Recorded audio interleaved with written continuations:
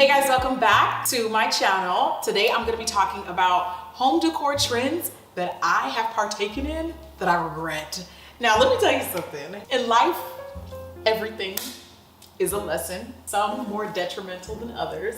And you know, like my style is definitely, as you can probably tell right now, has evolved a lot. I've had 13 years of an aesthetic that you guys have seen me grow and evolve into. And I kind of want to talk to you guys about like what that style evolution has been like when it comes to home decor and like some of the things that I'm like probably gonna pass on that phase.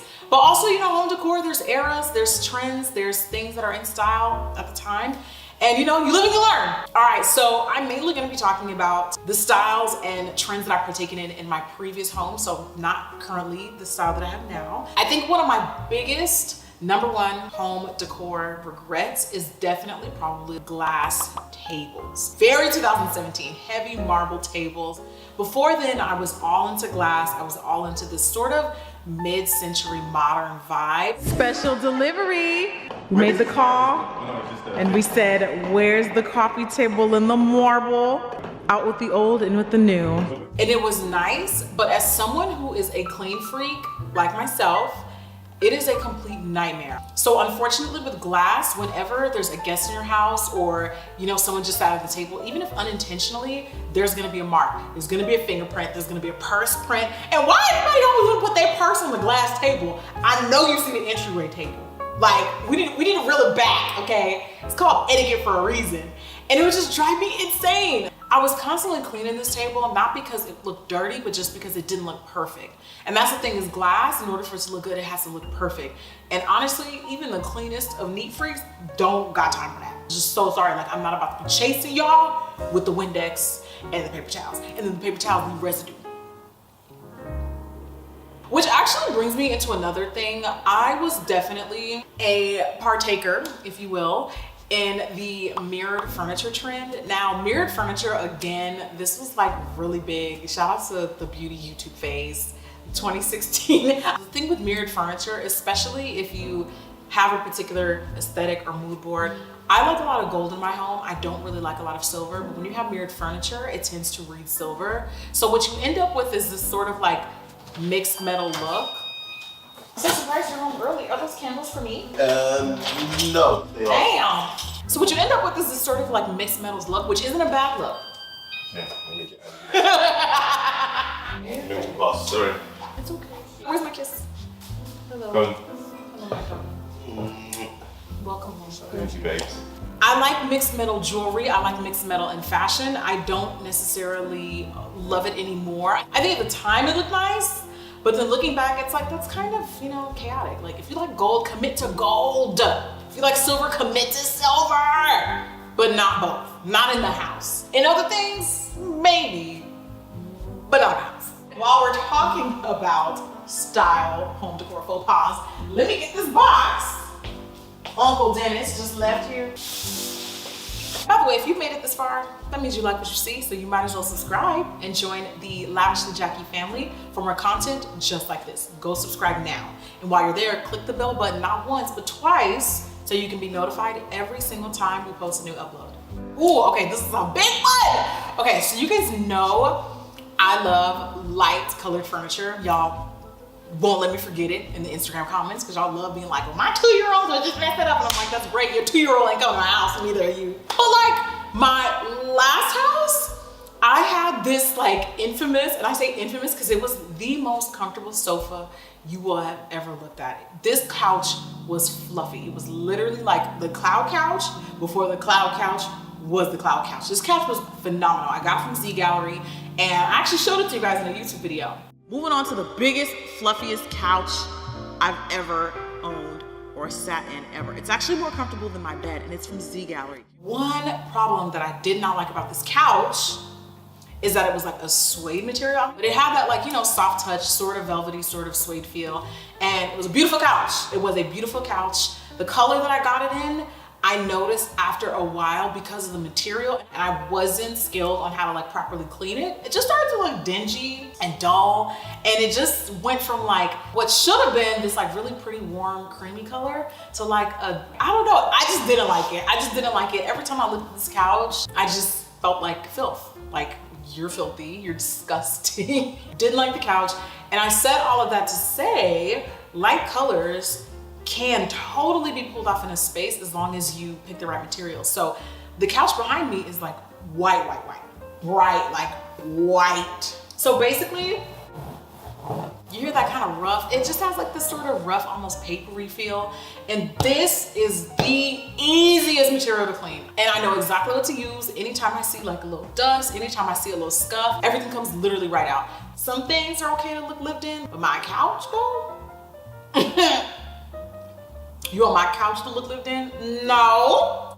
Go take a nap somewhere else. Like, I don't want to see a body outline, like crime scene first 48. I don't want that kind of couch. You feel me? Which brings me to the next point about my style now versus then. So Jackie, you know, 4 or 5 years ago, the young budding bachelorette that I was at the time, I had an apartment and I definitely was like a glam girl. I liked sparkly fixtures.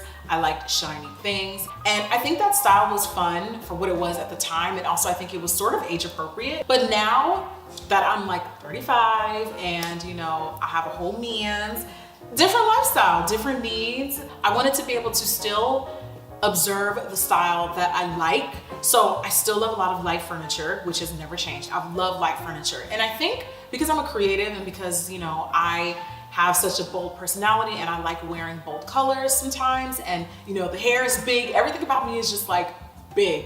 And I want my house to kind of be like, I'm first place, house is second place. You see me and then you see what's in the background. One thing that I think is also very important is that my style is still like all of the integrity of the things that I like about home decor, like light colored furniture and pretty fixtures, because that has never changed.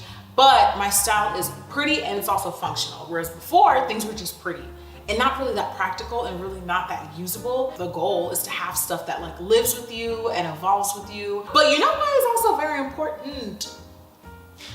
Don't go decorating your home for other people. My people, okay? Everything about my style and things that I love about home decor are still true to me. So when you see my space, you know it's me. If you like that, then buy it.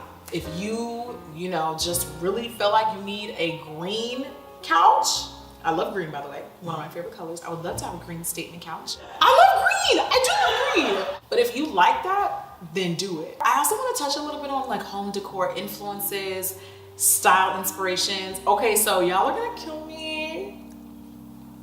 I just became a Pinterest girl like last year. I know I'm on planet late, 1990 late. But it finally clicked for me one day. I rely on some of the boards that I've made to tell me things that I've purchased, where I'm putting them, when I bought, like, and then you know how sometimes you go back to go rebuy something that doesn't have a label, doesn't have a tag, and you're like, where the hell did I get this? How can I replicate it? How can I replace it?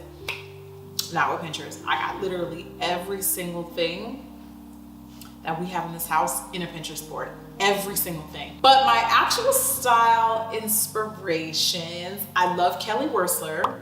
She's dope. She's also very cool. I don't think my style is as cool as hers. Like, to me, I look at her work and I see like a really good blend of like contemporary, but also modern, but like not too modern. But it's very chic and it's very cool. And I ain't that cool. I'm a little bit more cozy and pretty. Like I'm pretty. I like Leanne Ford because she has a Crate & Barrel collection and I really like her stuff on Crate & Barrel. I like how her style has like curves and things are like modern, not too cool and not too unapproachable. Because sometimes the whole all white, it can go from Malibu to Miami very quickly. And if you know, you know, Malibu aesthetic and Miami aesthetic are not the same at all. You've probably seen a Leanne Ford piece on your Explore page and you probably didn't even know, but everybody has her, you know, the white, it's called the Willy Plaster table. It's been on back order for months and I'm still waiting for mine. Maybe by the time you see this video, it'll have arrived. And another person that I really, really admire, this is actually a newer one and I found out about her because I posted about Gwyneth Paltrow's house on Art Digest. If you have not seen Gwyneth Paltrow's Art Digest house tour, let me tell you something. I was not prepared for what I experienced, but I saw her house and I was like, wow, Gwyneth, you might be more gonna people Where was you hiding all this, girl? I was so surprised. I was like reacting to Gwyneth's house. And everyone was like, oh yeah, that's Bridget Romanek. That's Bridget Romanek. I was like, who's Bridget Romanek? I go on her page. And she's a Black designer. And her work is phenomenal. She is so talented. Again, very cool, very like, you can just tell her clients got money because the homes, it's just like, whoa. I love the way like the home still looks like a home. And I'm mainly referencing, because I haven't seen all of Bridget's work, but I'm mainly referencing her because Gwyneth's house truthfully is probably one of my favorites I've ever seen. Not just for a celebrity house tour house, but like just in general. I was just proud to see a Black designer that has roster, honey. So the last thing I want to say before we end, tips on how to like elevate your style, things that have helped me. Now, I'm not an expert and I am not a pro, but like I said, Pinterest has been such a huge help for me. It allows me to document everything that I want, everything that I purchase, and where I'm putting it. And when you are furnishing a space and you're buying a bunch of different things like on autopilot, not really remembering, like, do you buy stuff and then you get it and you're like, what the hell was I supposed to do with this? I forgot.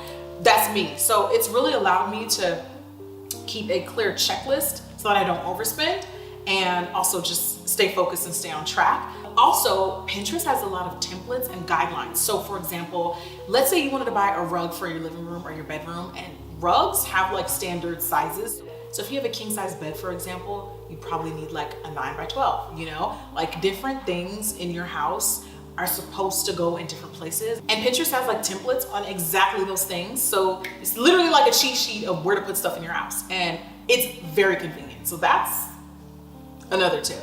Also, something that helps me out a lot is, I know this seems counterintuitive to what I was talking about earlier, but I've come to realize that like having a lot of accessories really helps me just not only fill in gaps in certain parts of my house, but like also it keeps my space fresh. So if I get bored with some of the stuff that's in my kitchen, I'll just go into my accessory cabinet and switch things out. Or I'll take something that was in the living room, put it in the kitchen, put it in the foyer, whatever. But having just like extra books, trays, knickknacks, you know, even little tiny planters to put on shelf spaces really helps and comes in handy. Those are just little things off the top of my head that I found have helped me kind of elevate my space and that have really been helpful. Because one thing that I have the tendency to do is like fill a space and then just sit in it and never change it up, never switch it up. And in this house, we change things up all the time.